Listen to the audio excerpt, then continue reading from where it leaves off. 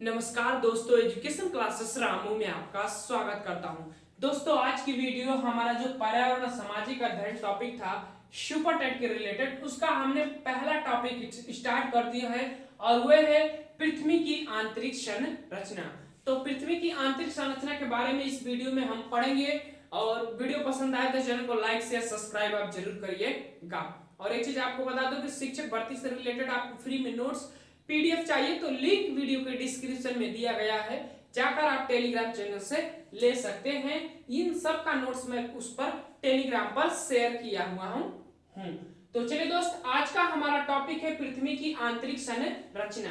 पृथ्वी की आंतरिक संरचना की अगर हम बात करें तो वैज्ञानिकों जो है इस पृथ्वी की आंतरिक संरचना के ज्ञात करने के लिए 5 आधारों का प्रयोग करते हैं। कौन कौन से? तो तापमान, घनत्व, दाब, भूकंप और ज्वालामुखी 5 आधारों का प्रयोग किया जाता है पृथ्वी की आंतरिक संरचना को ज्ञात करने के लिए, जिसमें से मोस्ट इंपोर्टेंट अगर हम बात करें तो वह है भूकंप। सबसे ज्यादा इससे ज्ञात होता है, उसके बाद ज्वालामुखी का नाम आता है। तो आज हम इसी के बारे में समझेंगे, लेकिन याद रखिएगा भूकंप और ज्वालामुखी किसी नेक्स्ट टॉपिक में, नेक्स्ट वीडियो में हम उनके बारे में समझेंगे। हालांकि वो पृथ्वी की आंतरिक संरचना के ही अंतर्गत समझा जाता है, लेकिन उसको एक अलग टॉपिक का दर्जा दिया जाता है क्योंकि उससे ज्यादा मोस्ट इंपोर्टेंट पॉइंट बनते हैं। तो देखिए, पृथ्वी, अगर हम पृथ्वी की बात करें तो ये है हमारी पृथ्वी और पृथ्वी के अंदर यह है हमारा केंद्र और केंद्र से बीच वाली एरिया, ये वाला एरिया का हम अध्ययन करते हैं। जैसे मैंने यही चित्र जो है यहाँ पर बनाया हुआ हूं, ये चित्र आपको दिख रहा होगा। ये हमारा केंद्र होता है और ये हम जहाँ होते हैं, महसूस करते हैं जो भी चीजों को, हम यहाँ पर भूपृष्ठ के ऊपर होते हैं। तो इतना चीज आपको समझ में आ गया कि चित्र किस चीज का है। अब हम यहां पर आ जाते हैं। जैसे देखिएगा, यह है हमारा केंद्र और यह हमारा भूपृष्ठ का ऊपरी भाग होता है। तो पृथ्वी को हम 3 भागों में बांटा जाता है। कौन कौन से? भूपृष्ठ, भूपटपट्टी भी इसको कहते हैं या भूपृष्ठ भी इसको कह सकते हैं। और उसके बाद दूसरा हमारा प्रवार भी कहते हैं, इसको मेटल भी कहा जाता है। और तीसरा है हमारा कोर। कोर को 2 पार्टों में बांटा जाता है, एक ऊपरी कोर या बाहरी कोर भी कह सकते हैं, एक निचली कोर या आंतरिक कोर भी इसको कहा जाता है। तो ये हमारा निचली कोर हो जाता है, ये हमारा बाहरी कोर हो जाता है। अब इसको बात करें तो इसकी लंबाई कितनी होती है? तो 0 से 33 किलोमीटर की लंबाई जो है भूपृष्ठ वाला एरिया माना जाता है। उसके बाद 33 से 39 किलोमीटर वाला लंबाई जो होता है उसको प्रवार या मेटल वाला एरिया माना जाता है। और 29 से 6371 किलोमीटर जो है कोर वाला एरिया माना जाता है। कोर के 2 पार्ट होते हैं, ऊपरी पार्ट और निचले पार्ट, ये चीज को ध्यान रखिएगा। अगर हम बात करें तो इनके बीच ये जो सीमाएं होती हैं या रेखाएं भी आप कह सकते हैं, इसको नाम दिया गया है वैज्ञानिकों के द्वारा। कौन कौन से? तो मोह डिस्कंटिन्यूटी ऊपर वाले पार्ट को कहते हैं, यानी कि भूपृष्ठ और प्रवाल वाले भाग को अलग करने का कार्य मोह डिस्कंटिन्यूटी करता है। उसके बाद गुटेनबर्ग डिस्कंटिन्यूटी जो है प्रवाल और कोर वाले पार्ट को अलग करने का कार्य करता है, दोनों को अलग करने के बाद। और तीसरा है लेहमन डिस्कंटिन्यूटी, जो कोर और ऊपरी कोर और आंतरिक कोर को अलग करने का कार्य करता है। तो यहां से प्रश्न बनते हैं ऐसे कि कौन सा पार्ट होता है या कौन सी रेखा होती है जो भूपर्पटी और प्रवार को अलग करने का कार्य करते हैं। तो आंसर में आपको मोह डिस्कंटिन्यूटी देना होता है। तो ऐसे यहां से प्रश्न बनते हैं, ध्यान रखिएगा। इसका ट्रिक भी बता दें तो इसका ट्रिक होता है मुगली, मुगली ध्यान रखिएगा। Moho discontinuity, Gutenberg discontinuity, Lehmann discontinuity, तो ये ट्रिक याद रखिएगा, मुगली। अब आगे चलते हैं और आगे चलने के बाद ऊपर वाले पार्ट यानी कि जो भूपृष्ठ होता है उसमें किस तत्व की प्रधानता होती है?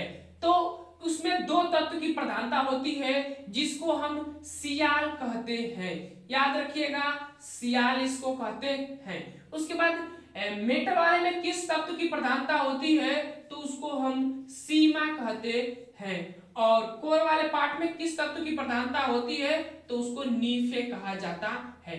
अब देखिए एक एक चीज की बात करते हैं। Cr का मतलब सिलिकॉन और एल्युमिनियम, यानी Si का मतलब सिलिकॉन और एल्युमिनियम, यानी Si इसको और इसको एल्युमिनियम। उसके बाद ये भी Si और इसको मैग्नीशियम, तो ध्यान रखिएगा। इसके बाद निकिल और ये होता है हमारा फेरस या लोहा भी इसको कह सकते हैं। तो ध्यान रखिएगा इसमें किसकी प्रधानता होती है, तो सिलिकॉन और एल्युमिनियम की। इसमें किसकी प्रधानता होती है, तो सिलिकॉन और मैग्नीशियम की। इसमें किसकी प्रधानता होती है, तो सिलिकॉन और फेरस की प्रधानता होती है। तो इतना चीज आपको इसमें से समझ में आ गया। अब हम आगे चलते हैं और आगे बात किया जाता है मोस्ट इंपोर्टेंट पॉइंट का। मोस्ट इंपोर्टेंट पॉइंट क्यों इसको कह रहा हूं, क्योंकि एग्जाम में ये प्रश्न बने हुए हैं।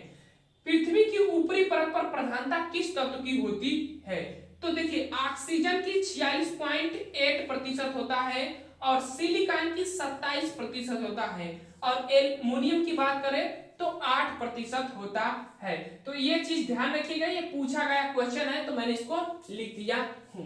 अब आगे चलते हैं और आगे हम बात करते हैं घनत्व के आधार पर। देखिए ये हमारा पृथ्वी का पार्ट है।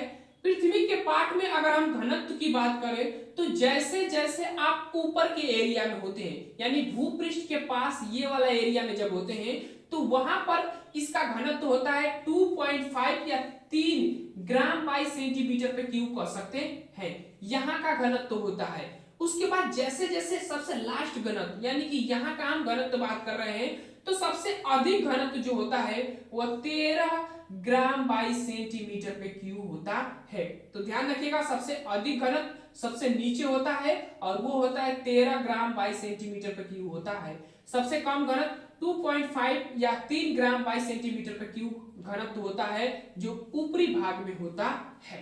लेकिन याद रखिएगा अगर पूछे कि औसत घनत्व, औसत घनत्व अगर पूछता है तो आप क्या बताएंगे, तो 5.5 ग्राम बाई सेंटीमीटर पे क्यूब होता है। 5.5 ग्राम बाई सेंटीमीटर पे क्यूब होता है औसत घनत्व की बात करें पृथ्वी की तो ये तीनों पॉइंट ध्यान रखिएगा। सबसे कम घनत्व ऊपर होता है और सबसे अधिक घनत्व नीचे होता है। औसत घनत्व 5.5 ग्राम बाई सेंटीमीटर पे क्यूब होता है। अब आगे चलते हैं तापमान की बात कर लेते हैं। तापमान की अगर हम बात करें तो देखिए पृथ्वी के ऊपर जो तापमान होता है वो कम होता है, यानी भूपृष्ठ वाले क्षेत्र पर तापमान कम होता है। जैसे जैसे आप नीचे जाएंगे, नीचे चले जाएंगे तो उसका तापमान बढ़ता चला जाता है। तो एक कंडीशन यहां से प्रश्न ये बनता है कि अगर पृथ्वी के 32 मीटर, यानी याद रखिएगा 32 मीटर नीचे जाते हैं तो 1 सेंटीग्रेड का तापमान जो है बढ़ जाता है। 32 मीटर नीचे जाते हैं तो ये पूछा गया प्रश्न है तो ध्यान रखिएगा। 32 मीटर नीचे जाने पर 1 सेंटीग्रेड का तापमान बढ़ जाता है। उसके बाद अगर आप लगभग मान लीजिए कि 100 मीटर नीचे जाते हैं, पृथ्वी के नीचे जाते हैं नीचे वाले एरिया में, तो आपको 3 से 4 सेंटीमीटर से 3 कह रहा हूं यहाँ पर 2 से जो है 3 सेंटीमीटर तापमान जो है यहाँ पर बढ़ जाता है। ध्यान रखिएगा 2 से 3 सेंटीमीटर का तापमान जो है 100 मीटर नीचे जाने पर बढ़ जाता है। तो ये है ओवरऑल हमारा जो पृथ्वी की आंतरिक संरचना के मोस्ट इंपोर्टेंट पॉइंट थे। बस इतना ही होते हैं इस टॉपिक से रिलेटेड। बाकी और कोई भी टीचर इससे ज्यादा कुछ इस टॉपिक के अंतर्गत नहीं पढ़ाता है। बाकी चीजें हमारा बच रहा है भूकंप और ज्वालामुखी, तो हम उसकी जब टॉपिक आएगा तो उसको हम कवर कर देंगे। तो चलिए दोस्त वीडियो को समाप्त करते हैं। वीडियो पसंद आए तो चैनल को लाइक शेयर सब्सक्राइब आप जरूर करिएगा। Thank you for watching this video.